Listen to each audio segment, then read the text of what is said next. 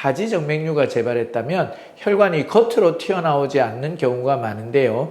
이로 인해 하지정맥류 재발을 인지하지 못하는 환자들도 많습니다. 재수술에 대한 부담과 두려움 때문에 병을 방치하는 분들도 있습니다. 재발한 하지정맥류의 경우 첫 수술보다 고난도의 의술이 요구됩니다.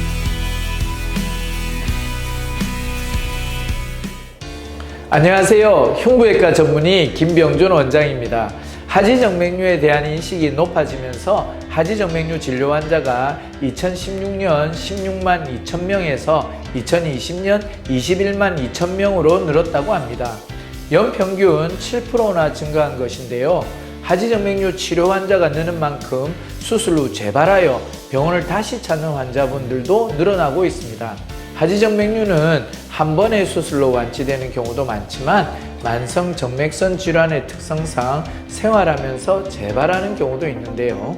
하지정맥류가 재발하는 이유는 치료 부위에서 신생혈관이 생기거나 정상적이었던 혈관과 관통정맥에서 새로운 역류가 발생할 가능성이 남아있기 때문입니다. 하지정맥류가 재발했다면 어떻게 다시 치료해야 할까요? 재발한 하지정맥류의 경우 첫 수술보다 고난도의 의술이 요구됩니다. 그 이유는 첫 번째, 재발의 주요 원인이 되는 관통정맥의 위치와 주행 방향에 따라 수술적 치료가 어려운 경우가 많습니다. 두 번째, 재발성 정맥류는 장가지 형태로 진행되는 경우가 많아 보다 면밀한 진단과 치료가 필요합니다. 세 번째, 과거 수술 부위의 흉터를 고려해 치료를 해야 하는 어려움이 있습니다.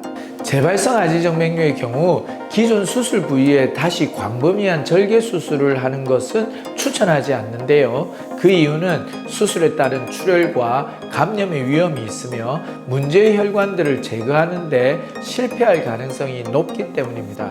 대신에 피부 절개를 최소화하는 치료 방법을 권장합니다. 최소 침습적 치료법 중 UGFS, 즉 초음파 유도화 혈관 경화요법은 마취나 절개 없이 외래에서도 치료가 가능한 비수술적 치료 방법입니다. 주사기를 통해서 거품 형태의 혈관 경화제 약물을 주입해 혈관을 폐쇄하고 체내 흡수시키는 방법입니다. 치료해야 할 혈관의 굵기에 따라 미세하게 약물의 농도와 양을 조절할 수 있어 장가지 형태로 확장된 재발성 하지정맥류 치료에 적합합니다.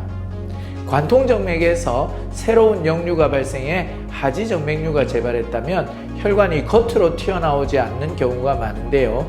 이로 인해 하지정맥류 재발을 인지하지 못하는 환자들도 많습니다. 또 하지정맥류 재발을 알았다고 해도 재수술에 대한 부담과 두려움 때문에 병을 방치하는 분들도 있습니다. 그러나 하지정맥류는 한번 발병하면 자연 치유되지 않고 시간이 갈수록 점점 악화 진행되어서 심각한 합병증이 발생할 수도 있는 질환입니다.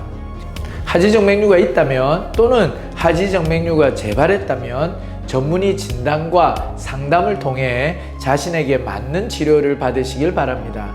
바른 치료와 꾸준한 관리가 함께 한다면 하지정맥류가 또다시 재발할 가능성은 낮습니다.